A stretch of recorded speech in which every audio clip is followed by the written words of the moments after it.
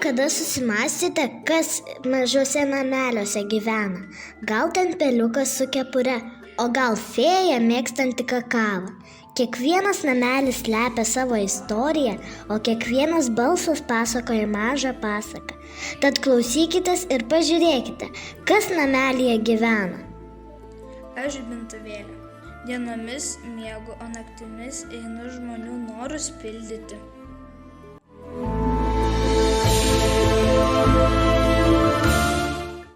Mano vardas Pipė. Aš lankau baleto būrelį. Man labai patinka rožinė spalva. Vakarais važinėju su savo rožiniu dviratuku po Lapių miestą.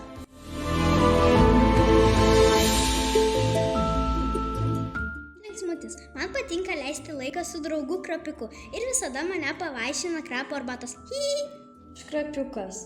Labai mėgstu važinėti savo riedlentę iš medžio žievės, bet dar labiau patinka kepti uogų pyragą. Aš esu Lapuotis. Sukūriau medžiams spalvotus lapus. Turiu savo pagalbininką Lapą Rudį, su kuriuo užkabinu medžiams lapus.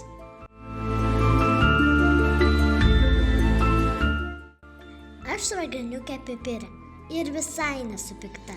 Kiekvieną rytą vedu stebuklingą arbatą. Vieną dieną tai būna šypsenų žiedų arbata, nuo kurios visi žvėreliai ima kikenti. O kita svajonių rasos gėrimas, kuris priverčia sapnuoti gražiausius sapnus.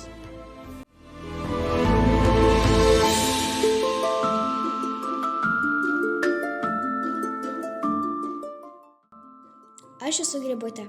Aš labai mėgstu grybus. Ryte juos sodinu, o vakarais stebiu, kaip jie užauga.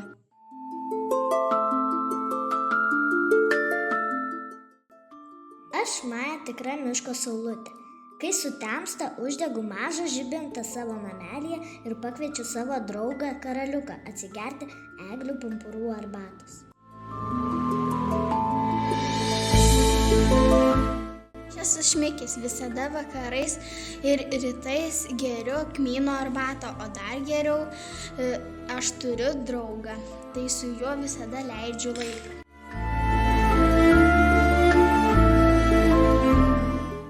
Aš skraidantis tepliukas ir labai mėgstu piešti, ne teptuku ir dažais, o vėjais ir šviesa.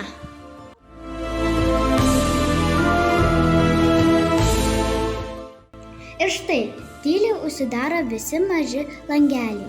Gyventojai užmiega po savo stogu. Ačiū, kad aplankėte mūsų mažųjų namelių pasaulį. Pabaiga.